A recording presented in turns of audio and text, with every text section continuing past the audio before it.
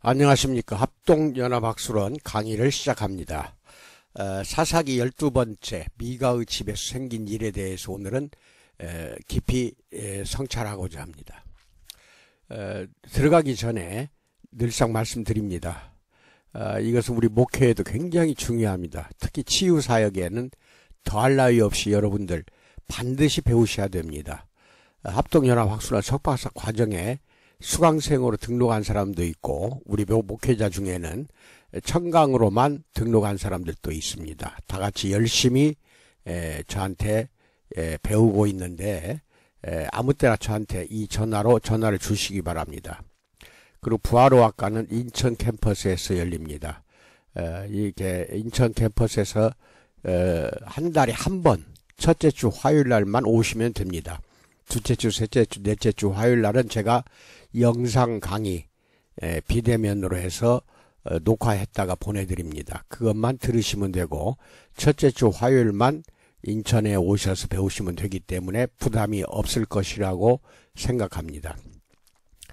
구독, 그 다음에 알림 설정 해주시고 좋아요를 눌러주시면 저한테 큰 힘이 됩니다. 그리고 모든 자료는 제가 이 강의가 유튜브에 업그레이드가 되는 순간 합동연합학술원 네이버 밴드에다가 올려놓습니다. 이 밴드에도 가입을 저한테 이 전화로 신청해 주시기 바랍니다. 가입 신청하면은 승인을 해드릴 테니까 거기 들어가면은 그동안에 몇 년 동안에 숱한 자료들이 엄청 많이 있습니다. 그것을 전체를 다운받아서 여러분 것으로 활용할 수가 있습니다. 그렇게 어떠한 자격 조건은 없어요. 제가 돈 받는 것도 아니고 전부 다 무료로 봉사하는 것이니까 그렇게 하시고, 오늘은 유튜브에 1539회차 강의 영상이 되겠습니다. 1539회에 걸쳐서 지금까지 10년 이상 계속해서 올렸으니까 거기에 나오는 내용은 설교도 있고 신학이나 종교, 철학, 인문학 여러 가지 내용들이 다양하게 영상이 올라와 있으니까 여러분 목회에 굉장히 큰 도움이 되리라고 저는 믿습니다.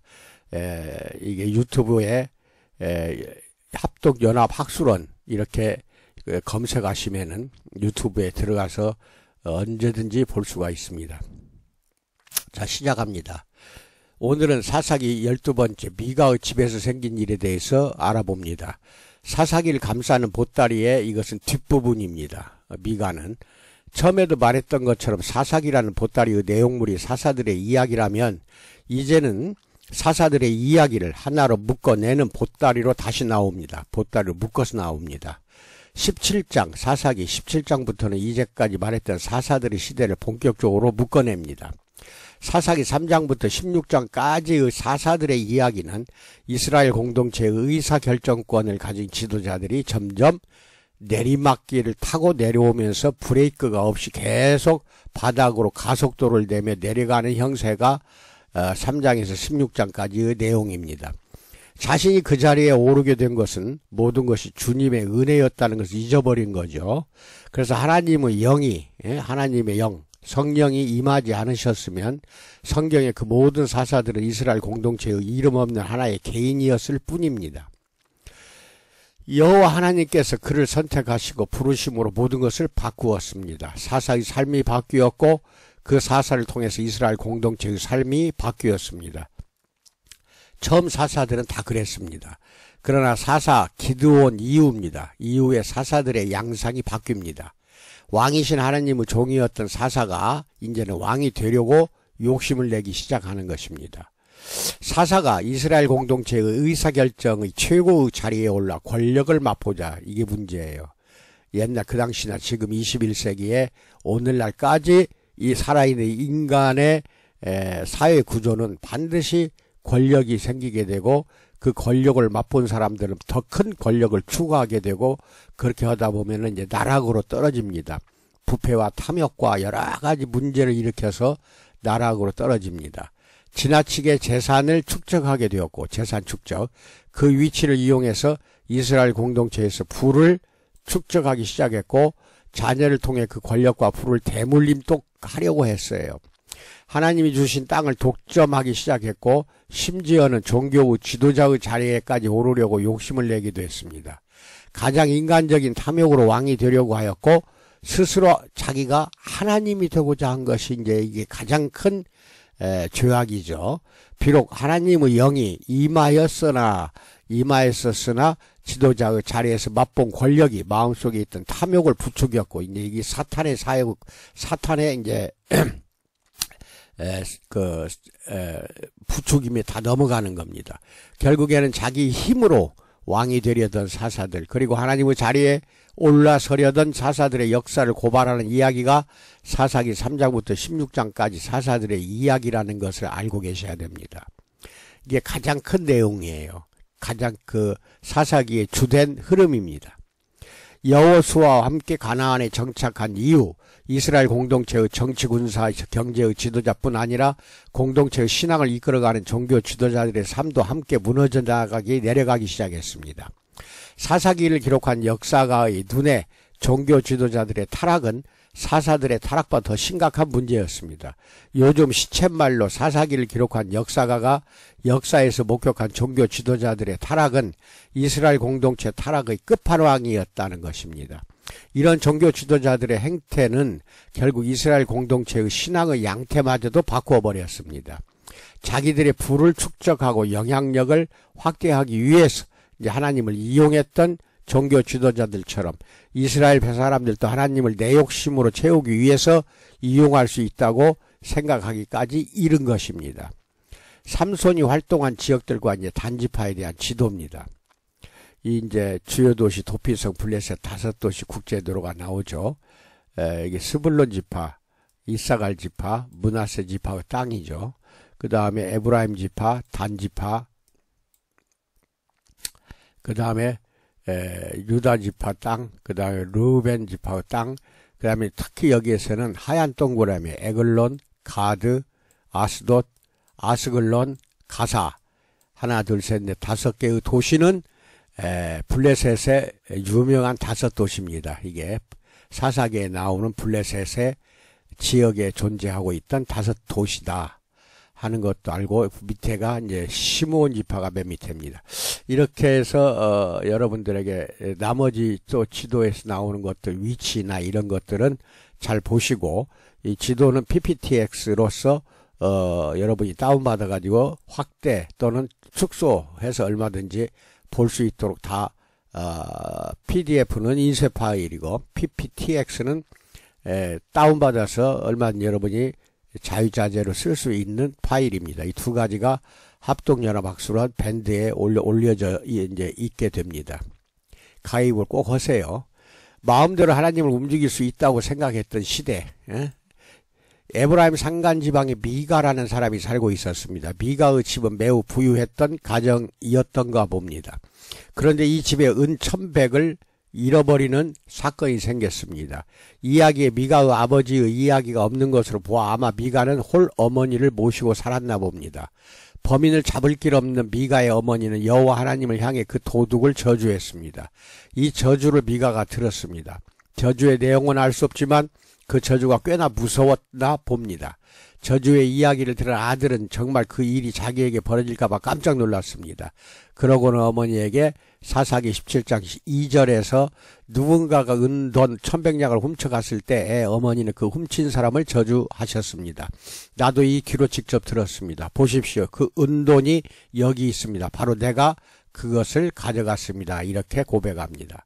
어머니의 마음이 그렇죠. 돈을 잃어버려서 분해 못 이길 때에는 상상할 수 없는 저주를 말하다가도 정작 그 저주가 내 아들에게 영향을 미친다고 하면 그 저주가 복으로 바뀌기를 바라는 것이 어머니의 마음입니다. 그래서 재빨리 저주의 말을 거두어 드립니다. 사사기 17장 2절에서 애야 주님께서 너에게 복 주기를 바란다 라고 말합니다.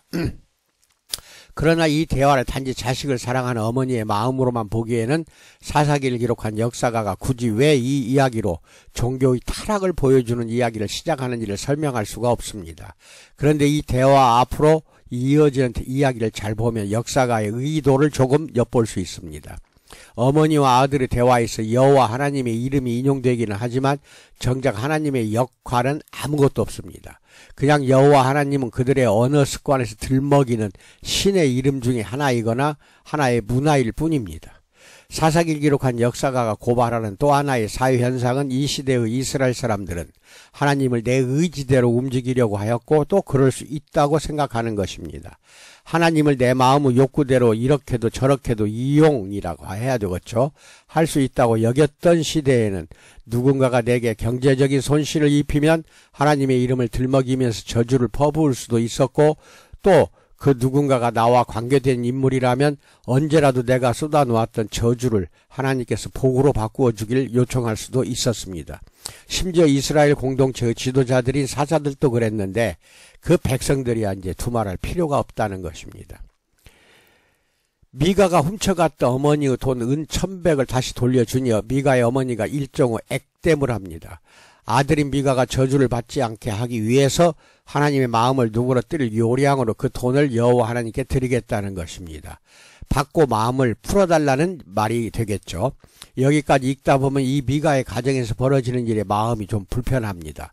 여호와 하나님이 뇌물을 받으시는 분이라는 말인가 이렇게 불편하죠. 하는 마음에서 사사기를 기록한 역사가가 본 사사시대 사람들이 여호와 하나님을 대하는 이게 하나의 방식입니다. 참고로 잠언 17장 8절도 꼭 보세요. 거기에다가 한술 더 뜹니다. 그 은돈으로 신상을 만들겠다는 것입니다. 그렇게 만든 신상을 히브리어 성경에서는 페셀과 마세카라고 말합니다. 페셀과 마세카. 십계명에서 만들지 말라고 하나님께서 두 번째 계명에서 말씀하신 형상이 바로 페셀입니다. 그리고 시내산 아래에서 만든 황금 송아지가 마세카입니다. 십계명의 둘째 계명은 하나님을 상징하는 어떤 상징도 형상도 만들지 말라는 금령입니다. 고대 사회에서는 신의 형상을 소유하는 자가 하나님을 마음대로 조종할 수 있다는 믿음을 가지고 있었거든요. 그래서 십계명에서 하나님의 형상을 만들면 안 된다고 명령하였습니다. 사사들의 시대에 이미 이 십계명이 지켜지지 않고 있는 것입니다. 물론 이 시대에 이미 여호와 하나님 이외에 다른 신을 여호와 앞에 두지 말라고 말한 출애굽기 20장 3절, 신명기 5장 7절의 십계명의 첫 번째 계명마저도 이스라엘 사람들의 신앙과 삶에서 지워진 지 오래였습니다. 결국 미가의 어머니가 마음대로 저주를 복으로 바꾸는 것, 그리고 신상을 부어 만드는 것, 이 모든 것이 하나님을 내 마음의 탐욕대로 움직이고자 하는 사사시대 이스라엘 공동체의 신앙의 현주소를 반영한다, 이렇게 말할 수가 있습니다. 재력가의 마음대로 하나님을 부리는 시대에 대해서 알아봅니다. 사사기를 기록한 역사가는 이미 돈을 가진 자가 사회와 하나님을 움직이는 시대가 되어버린 사사시대를 이렇게 고발합니다. 앞서 미가의 어머니가 잃어버린 돈이 은 1,100이라고 했습니다. 이 돈이 얼마나 큰 돈인지 감이 잘 오지 않을 것입니다. 그런데 나중에 그 신당의 제사장을 고용하는데 그 제사장은 1년 연봉이 은 10량이었습니다. 그냥 산술적으로 계산하자면 그 제사장은 110년치 연봉이 은 1,100입니다. 이렇게 엄청난 재력가에게는 개인 전용 하나님의 집이 있었다는 것입니다.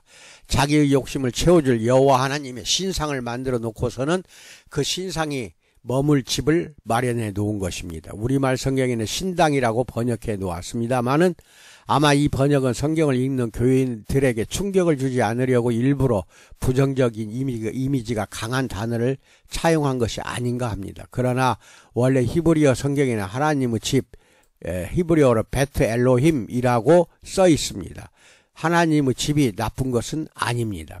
여호와 하나님께 예배를 하는 장소가 바로 하나님의 집이고 성막과 성전을 또한 하나님의 집이라고 불렀던 것이 사사기 18장 31절을 보세요.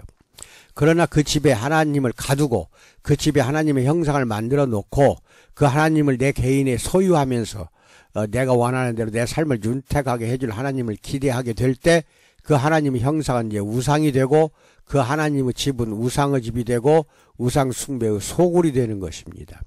이 소굴에는 격에 맞추기 위해서 제사장이 또한 필요했습니다. 그런데 이 마을에 제사장이 없었나 봅니다. 아니, 그 마을에 제사장이 있었던들 제사장이 한 개인의 집에 고용되어서 고용주를 위해서 제사를 드리는 사람은 아니었을 테니까 이쯤 되면 제발 이렇게 믿고 싶습니다만은 미가는 개인 맞춤형 제사장을 세워야 하겠다고 생각했습니다. 구색을 맞추기 위해서 제사장이 입을 에봇을 만들었어요. 사사롭게. 그런데 드라빔도 만들었어요. 사사기 17장 5절 보세요. 이 정도 되면 이 시대가 어떤 시대인지 너무나 분명해집니다. 하나님의 집을 만들어 놓고서는 그곳에 여호와 하나님의 이름이, 하나님의 영광이 거하시는 것이 아니라 새겨놓은 여호와 하나님의 형상을 두고서 그 하나님과 함께 드라빔을 두는 장소가 사사시대의 하나님의 집이었던 것입니다. 이미 이런 장소가 되어버렸는데 그곳에 제사장을 세워서 아침 저녁으로 제의를 드린들 이미 그 제사는 여호와 하나님을 위한 제사가 아닙니다. 어찌되었든 하나님의 집도 만들어 놓았고 하나님의 형상도 만들었고 제사장이 입을 에봇도 만들어 놓았지만 그것을 입고 미가 집안의 번영을 위한 기복의 제의를 드려줄 제사장이 없자 미가의 어머니는 아들 하나를 제사장으로 삼았습니다. 레위인 가운데에도 아론의 아들들만 될 수 있는 제사장의 자리를 에브라임 산지에 살고 있는 한 부유한 집안의 아들이 스스로 제사장이 된 것입니다. 어차피 그 하나님의 집에 여호와 하나님이 계시는 것도 아니고 그 신상이 하나님도 아니기 때문에 제사장을 누구를 세운들 큰 의미가 있겠습니까? 많은 이것이 사사들이 살던 시대였다는 것입니다. 이 정도면 더 이상 내려갈 바닥이 있을까 싶을 정도로 아주 맨 밑바닥의 인생, 맨 밑바닥의 신앙을 살던 사람들이 사사시대의 이스라엘 사람들입니다. 그러나 이것이 끝이 아니라는 것입니다. 유다 베들레헴의 레위인 청년에 대해서 알아봅니다.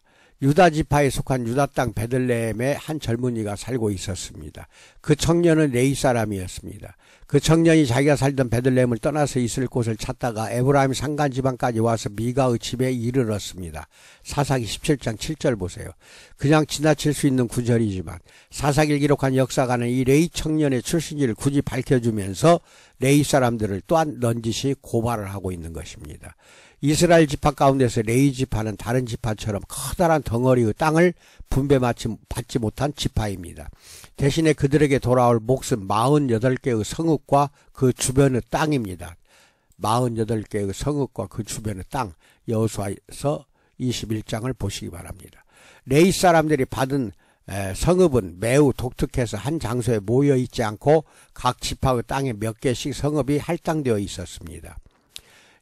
여기 보시면은 유다 지파 땅에 9개 성읍, 단 지파에 4개, 아셀 지파에 4개, 루벤 지파 땅에 4개, 베냐민 지파 땅에 4개, 므낫세 지파 땅에 4개, 납달리 지파 땅에 3개, 갓 지파 땅에 4개, 에브라임 지파 땅에 4개, 이사갈 지파 땅 4개, 스불론 지파 땅 4개, 스모인 지파 땅에는 없음.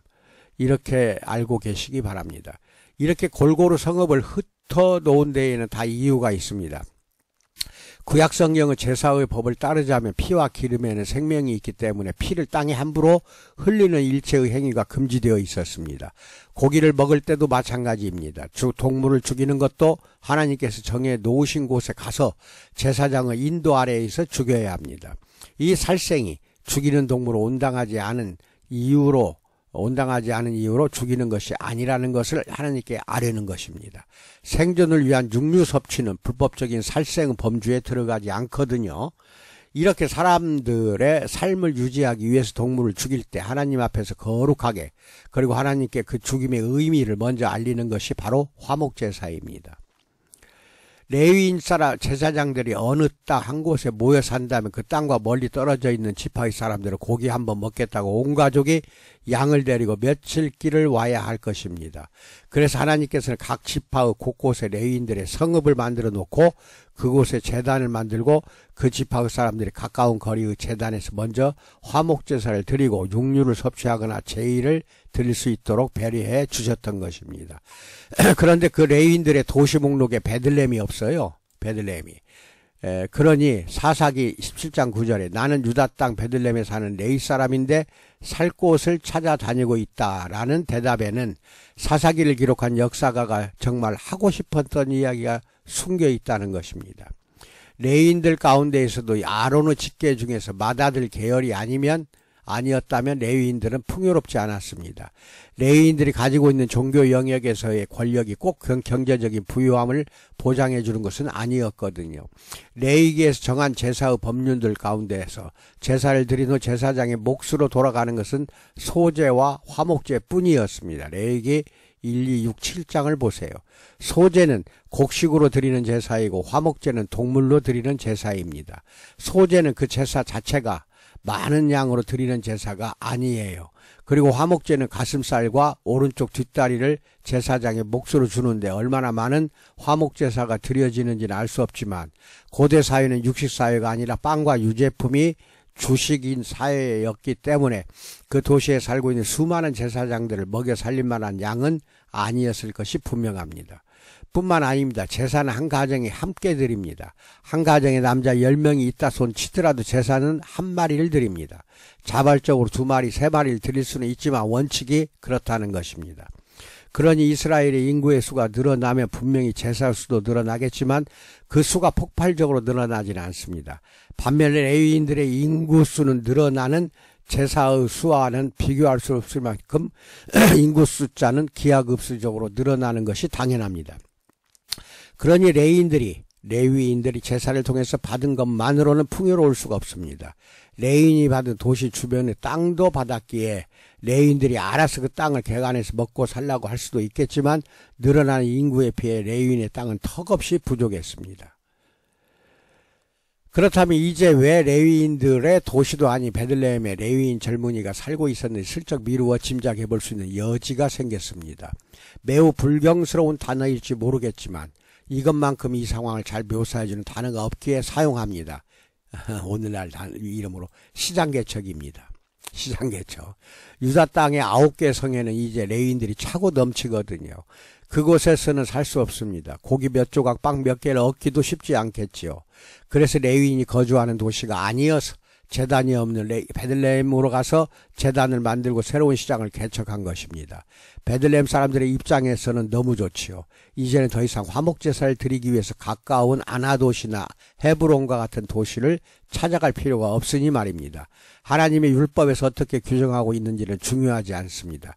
레위인들의 필요와 베들레헴 사람들의 편의가 서로 맞아떨어지면 그만이었던 시대가 사사들의 시대였으니 말입니다. 그런데 그곳의 삶도 만만하지 않았던 모양입니다. 새로운 시장 개척의 소식이 레위인들 사이에 돌자 또 다른 레위인들이 베들레헴에 모여들었을 것입니다. 자연스럽게 베들레헴의 레위인 인구가 늘어났고 그 가운데에서 시장에서 도태되었던지 아니면 더 이상 큰 풀을 그곳에서 누릴 수 없어서 새로운 시장 개척을 위해서 다시 길을 떠난 것인지는 모르겠지만 그것을 떠나 에브라임 산지로 온 것입니다.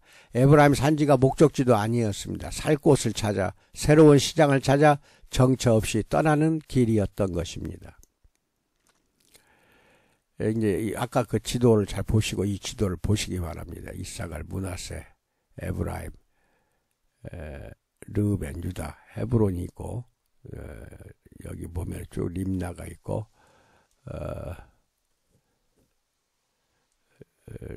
표시가 안 돼 있는데 하여튼 나머지 도시들 보시기 바랍니다. 잘 보시고 경제 권력과 종교 권력의 콜라보에 대해서 알아봅니다. 미가의 제안은 매우 솔깃했습니다. 제사장을 시켜주겠다는 것입니다. 그리고 연봉도 어김없이 주겠답니다. 그리고 한 집안의 아버지로 대우하겠답니다. 대단하죠. 사사기 17장 10절로 13절. 레위인 가운데 제사장이 될 수 있는 사람들 아론의 아들들로 율법에 명시되어 있습니다. 이 청년이 아론 계열의 레위인인지 성경에서 말하고 있지는 않지만 미가 본인이 그 젊은이를 제사장으로 임명해 주겠다는 것 자체가 이미 매우 불편합니다. 율법에서는 제사를 드린 후 제사장이 몫으로 돌아오는 것을 규정해 놓았습니다. 그런데 그 몫이 일정치 않습니다. 레위인으로 살면서 그것 때문에 너무 힘들었습니다. 게다가 레위인들의 수가 점점 많아져서 제사를 드리고 나서도 나의 몫으로 돌아오는 것이 예전 같지 않았습니다. 그런데 미가는 일정한 연봉을 제시한 것입니다. 이제는 누가 하나님께 제사를 드리러 올까를 걱정하지 않아도 되는 안정된 직업을 가지게 된 것입니다. 미가의 이 제안은 레위인의 경제사정을 고려해서 배려해준 자비로운 행동이 아니라는 것입니다. 제사장을 사유화하고 개인 비서와 같은 제사장을 통해서 하나님께 편하게 제사를 드리고 하나님을 편하게 이용하겠다는 너무나 불순한 의도가 노골적으로 드러난 매우 불신앙적인 제안입니다. 미가와 미가의 집에 안주하겠다는 이 레위인 청년에 대한 분노가 그 젊은 레위 사람은 미가와 함께 살기로 하고 미가의 친아들 가운데 하나처럼 되었다라고 사사기 17장 11절에 이르게 되면 가족같이 함께 일하실 분 구함이라는 아르바이트 구하는 광고를 보는 것 같아 분노가 치밀어 오릅니다. 사사기를 기록한 역사가의 마음은 얼마나 더 했겠습니까? 사족 같은 말이지만 꼭 짚고 넘어갈 것이 있습니다. 미가가 이 레위 청년을 아들같이 대했다는 것도 미가가 제사장을 대하는 태도가 매우 옳지 않다는 것을 보여줍니다. 처음 이 레위인 청년을 자기 집의 제사장으로 삼을 때 했던 부탁은 우리 집에 살면서 어른이 되어주시고 제사장이 되어주십시오라고 사사기 17장 10절에서 말했던 것입니다.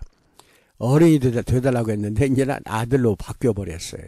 하나님께서 제사장을 통해서 말씀을 전달하시니 나이와 관계없이 제사장의 말과 하나님의 뜻을 어른 섬기듯 따르고 섬기겠다는 약속이기도 합니다. 그런데 막상 고용하고 나서는 아들처럼 대했다는 것은 이제 이 제사장이 하나님의 말을 전하는 집안의 어른이 아니라 아버지 미가의 말을 잘 따르고 순종하며 미가의 의중을 하나님께 전하고 아버지 미가가 흡족하도록 살아가는 아들이 되었다는 뜻입니다.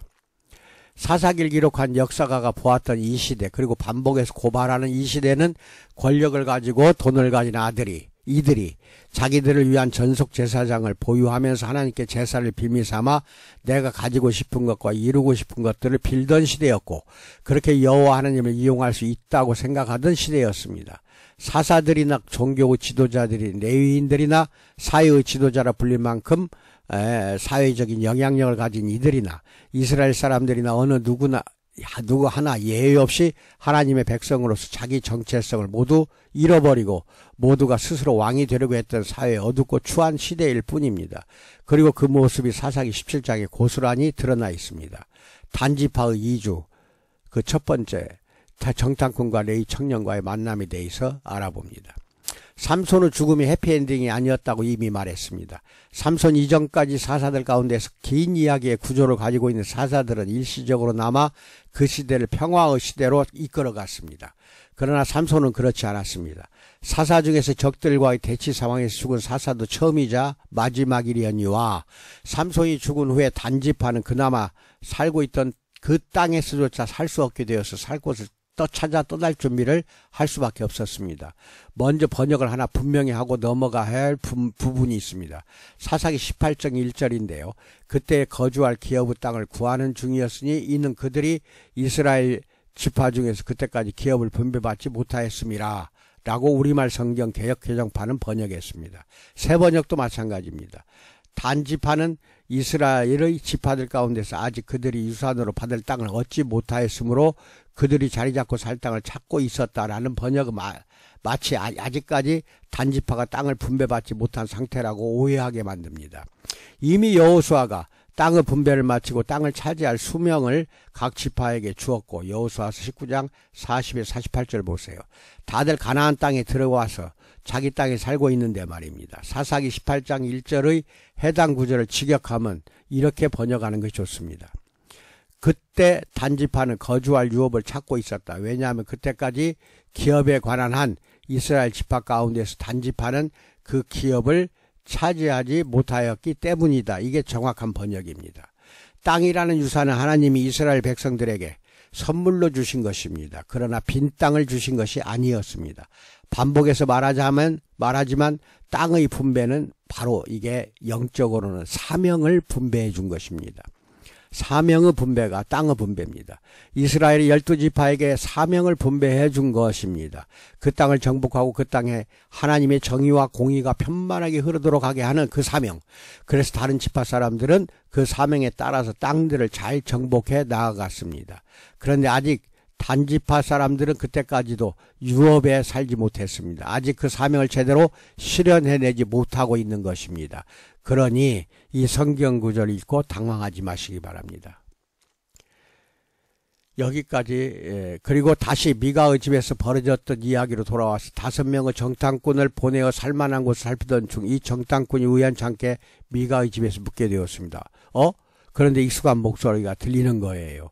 그 집에서 제사장 일을 하고 있는 레위인 청년의 목소리를 단번에 알아들었습니다. 얼굴을 볼 필요도 없었나 봅니다.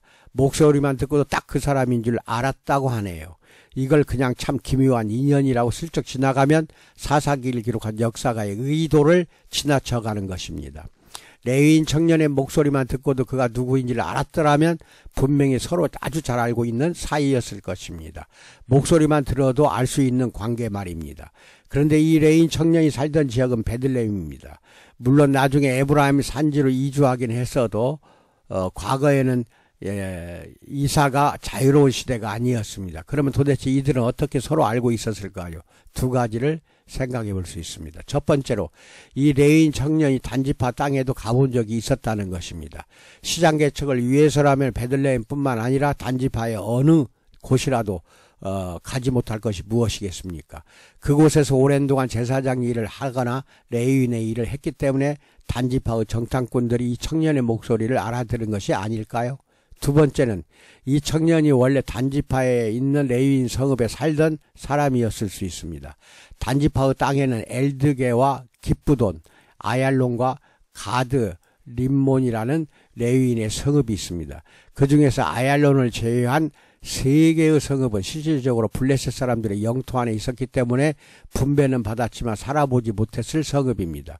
그렇다면 단지파에 할당된 레위인 사람들 그앗 자손들은 아얄론에 모여 살아야 했는데 그 성읍의 크기에 비해 인구 밀도가 매우 높은 셈이 듭니다. 성읍에 비해서 제사장의 수가 많다 보니 원만한 제사 몇 번으로는 그 성읍에 사는 제사장들과 레위인들이 살아가기 힘이 들었을 것입니다.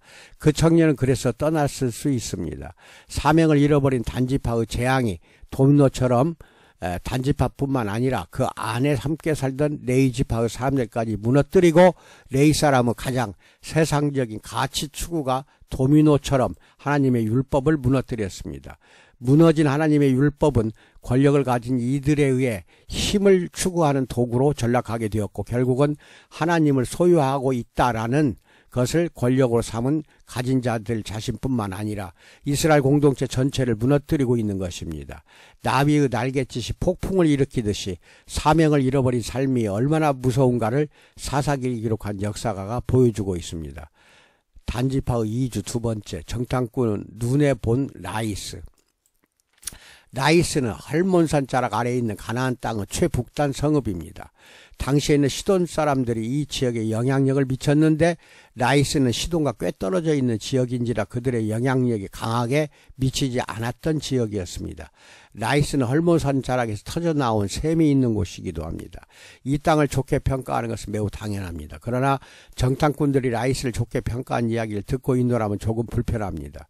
첫 번째 이유는 그 땅이 시돈 사람들이 사는 것처럼 평온하였기 때문이랍니다. 시돈은 페니키아의 땅입니다.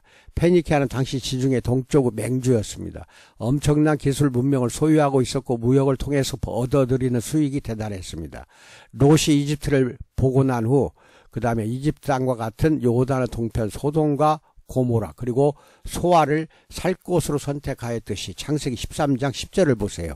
이 정탐꾼들은 라이스를 가서 보니 도시도 잘 정돈되어 있고 체계도 잘 잡혀 있는 것이 그들이 부러워했던 시돈 땅과 같았기 때문에 그것이 살기 좋은 곳이라고 보고한 것입니다. 이들의 땅 선택 기준은 시돈이었습니다. 두 번째로 된 이유는 그 땅에는 부족한 것이 없어서 부를 누리며 살 수 있는 곳이어서랍니다. 이들의 땅 선택의 또 다른 기준은 얼마나 우리에게 경제적인 선물을 안겨주었는가 였던 것입니다. 어느 조건 하나 하나님의 눈으로 본 것이 없습니다. 그러면서도 태연하게 자기 땅으로 돌아가서는 하나님이 그 땅을 너희 손에 넘겨주셨느니라 사사기 18장 10절에서 외치는 모습을 보면 도대체 이들에게 하나님은 어떤 분이셨을지 그 당시로 돌아가서 그들의 마음속에 들어가 확인해 보고 싶습니다. 이것은 단지파의 정탐꾼들만의 문제는 아니었습니다. 사사기를 기록한 역사가는 이 눈이 곧 사사시대를 살아갔던 이스라엘 공동체가 가나안 땅에 들어온 지 얼마 되지 않아서부터 갖게 된 자기들의 눈이었다는 것을 고발하는 것입니다. 지금도 우리 왜 눈으로만 봅니까? 목회자들끼리, 성도들끼리 자기 눈으로 상대방을 재단하고 비판하고 엉망입니다. 지금 우리 기독교가. 개혁이 아주 크게 일어나야 됩니다. 단지파의 이주 세 번째, 형제들 사이 약탈. 정탐꾼들은 정탐 후에 소라와 에스다올로 돌아가서는 긍정적인 보고를 하였고, 단지파 사람들 600명의 무기를 든 용사들을 앞세고 유다 땅을 거쳐 에브라임 산지를 지나갈 요량으로 집단 이주를 시작했습니다. 그리고는 미가의 집에 도착했습니다. 그리고 지난번 정탐을 나갔던 5사람이 단지파 사람들에게 이렇게 말을 합니다. 사사기 18장 14절에서 여기 여러 채의 집이 있는데 이 가운데 어느 한 집에 은을 입힌 목상이 보관되어 있다는 것을 당신들은 알고 있을 것이요, 목상뿐 아니라 드라빔과 에봇도 있어 우리가 해야 할 일이 무엇이겠소? 라고 말합니다. 너무나 직설적으로 빼앗자고 말하는 것입니다. 미가의 집을 옹호할 마음은 전혀 없지만 그래도 같은 12지파 공동체의 한 형제들입니다. 그리고 미가가 지난번 이 정탐꾼들을 재워줄 때 특별히 잘못한 것도 없었습니다. 오히려 지나가는 나그네를 집에 재워준 것이니 이것만큼은 미가가 잘한 일입니다. 그런데 지금 은혜를 원수로 갚자는 모의를 하는 것입니다. 오늘날 이거 많아요. 특히 목사들끼리 서로 뒤통수 치고 배신하고 물어뜯고 이용하는 거. 참말로 비참합니다. 우리 목사들. 되먹지 못한 목사들이 한 80~90%는 되는 것 같아요. 신상 은이 탐났을 수도 있습니다. 에봇에 박힌 보석들이 탐이 났을 수도 있습니다. 그리고 신상 바로 그 자체가 탐이 났을 수도 있습니다. 아니, 그 모든 것들을 다 가지고 싶었을 것입니다. 사사기에 기록한 역사가는 그 사사의 시대에 소유가 곧 권력이며 소유가 나와 우리를 바꿀 수 있다는 생각이 얼마나 팽배했는가를 적나라하게 보여주고 있는 것입니다. 미가의 집에 가서 문안을 했다고 써있기는 합니다. 사사기 18장 15절에. 그렇지만 말이 문안이지 인사하는 사람은 뒤로 600명이 무장을 하고 서 있는데 그것이 정말 그동안 잘 있었냐? 안녕을 묻는 인사였겠습니까? 문이 열리자마자 미가의 집에 들어가서는 은으로 만들어진 신상과 에봇과 드라빔을 가지고 나왔습니다. 이 레이 청년 제사장이 놀라며 도대체 무슨 일들을 벌이는 것이냐고 물으니 단지파 사람들이 이렇게 말합니다. 사사기 18장 19절에서 조용히 하시오. 아무 말 말고 우리를 따라 나서시오. 우리의 아버지와 제사장이 되어주시오. 이 집에서 한 집안의 제사장이 되는 것보다야 이스라엘의 한 지파와 한 가문의 제사장이 되는 것이 더 낫지 않겠습니까? 라고 말합니다. 우리의 아버지와 제사장이 되어달라 라는 말이 익숙하지요? 사사기 17장 10절에서 미가가 그 레위 청년에게 제사장이 되어달라고 부탁하면서 했던 말입니다. 히브리어로는 그 어순까지 똑같습니다. 아마 레위 제사장은 이 말이 달콤한 거짓말이라는 것을 분명히 알았을 것입니다. 아버지와 제사장이 되어달라라고는 하지만 막상 내가 그들과 함께하면 자신을 아들처럼 대하고 그들의 필요를 채워줄 것을 부탁하는 제사를 드리라고 하면서 그들이 듣고 싶은 말을 하나님의 말씀이라며 전하는 거짓 제사장의 역할을 시킬 것이라는 것을 이미 경험했으니까 말입니다. 그러나 그것이 중요한 것이 아닙니다. 이 레위 청년 제사장의 중요한 가치는 새로운 시장과 안정적으로 들어오는 수입이었기 때문입니다. 아무렴 한 지파의 제사장이라면 지파의 품위 유지를 위해서 1년에 은열과 의복 한 벌보다야 많이 주지 않겠습니까? 이것이 사사기를 기록한 역사가 고발하는 이스라엘 공동체의 모습이면서 동시에 종교 지도자인 레위 제사장의 모습입니다. 당연히 쫓아가죠. 뒤도 안 돌아보고 쫓아갑니다. 그래서 사사기를 기록한 역사가는 사사기 18장 20절에서 그 제사장의 마음에 기뻐하여서 에봇과 드라빔과 새긴 우상을 받아가지고 그 백성 가운데 들어갔다라고 비꼬며 이야기합니다. 단지파의 이주 네 번째 약육강식의 시대에 대해서 살펴봅니다. 미가가 이웃집 사람들을 모아 쫓아왔습니다. 워낙에 많은 수의 사람들이 무장을 하고 집에 들어온지라 제대로 반항도 해보지 못했지만 이들이 떠난 후에 곧바로 동네 사람들에게 알려서 잃어버린 재산을 되찾기 위해서 쫓아온 것입니다. 미가가 뜨거운 신앙의 열정으로 그 신상과 에봇과 드라빔을 찾으러 온 것일까요? 그저 잃어버린 재산을 되찾기 위해서 왔을 뿐입니다. 그런데 강탈해 가지고 간 단지파 사람들은 전혀 미안한 마음도 없습니다. 오히려 뒤쫓아온 미가를 위협합니다. 사사기 18장 25절에서 더 이상 아무 말도 하지 말고 가만히 있는 게 좋을 거요. 이 사람들이 성이 나서 당신들을 치고 당신과 당신의 가족의 생명을 빼앗을까 염려되어라고 말합니다. 그러니까 쉽게 풀었으면 가만히 있어라. 그리고 돌아가라. 만약 가만히 있지 않으면 우리가 너희를 힘으로 칠 텐데, 그러면 네가 당신 때문에 쫓아온 사람들은 좋은 일 하러 왔다가 오히려 우리에게 호되게 당할 것이고, 그 사람들이 당신과 당신 가족의 그 분풀이를 하지 않겠느냐? 그 뒷감당을 어떻게 하겠느냐? 내 목숨이 위태로울 텐데 라는 것입니다. 분명한 위협이죠. 그런데 놀라운 것은 그 말을 듣고는 미가가 돌아갑니다. 성경은 그 이유를 이렇게 기술합니다. 사사기 18장 26절에서 미가는 상대가 자기보다 더 강한 것을 알고 발길을 돌려 집으로 돌아갔다라고 말합니다. 사사기를 기록한 역사가가 고발하는 사사의 시대가 바로 이런 시대입니다. 그 시대는 약육강식의 시대, 하나님의 법은 없고 오로지 정글의 법칙만이 통용이 되던 시대입니다. 그 시대는 힘만 있다면 누구의 것이든 무엇이든 약탈할 수 있었던 시대, 그리고 힘이 약한 자는 누구로부터도 보호받을 수 없는 시대입니다. 그리고 그 시대의 레위 제사장들은 힘을 가진 권력자들을 추종하고 그들과 결탁하던 시대였습니다. 하나님의 법을 수호하는 제사장들마저도 돈을 따라서 언제나 신앙을 꺾을 수도 있고 재물을 쫓아 하나님이 주신 유업을 버릴 수 있는 사람들이 살던 시대가 사사의 시대였습니다. 하나님께서 정해주신 그 성읍을 떠나서 보다 더 많은 이익을 얻기 위해서 아무데나 가서 불법한 제단을 쌓을 수 있는 사람들이 살던 시대, 레위 제사장이라는 이가 우상과 드라빔도 거리낌 없이 섬길 수 있는 시대, 한 민족과 공동체를 위한 레위인 제사장이 아니라 한 사람의 번영과 안위를 빌어주는 한 집안의 개인 제사장으로 전락해도 전혀 부끄럽지 않았던 시대가 사사들의 시대였습니다. 사사기 17장과 18장은 돈과 권력의 노예가 된 종교 지도자들을 고발하는 사사기에 기록하는 역사가의 날카로운 고발장이라는 것입니다. 이것은 사사기의 역사가가 21세기 우리 기독교계에 강하게 질타하는 것입니다. 똑같습니다. 그 당시나 지금이나 돈과 권력의 노예가 된 종교 지도자들을 고발하는 시대는 똑같다는 것입니다. 그 당시나 지금이나. 지금은 더 많은 거, 쌓아놓은 거, 탐욕, 모든 것들을 그 당시보다도 더 많이 고발하는 시대가 된 것입니다. 사사기를 기록한 역사가는 왕이신 하나님의 종이었던 사사가 왕이 되려고 욕심을 내기 시작한 시대, 그리고 왕이신 하나님을 그 자리에서 끌어내려서 오히려 개인의 종으로 삼으려고 했던 시대를 그리면서, 그때에는 이스라엘에 왕이 없었으므로 사람들은 저마다 자기의 눈에 오른 대로 하였다라고 고발합니다. 사사시대는 그랬다는 겁니다. 그리고 이런 상황이 사사들이나 종교 지도자인 레위인들이나 매 한 가지였다고 열변을 토합니다.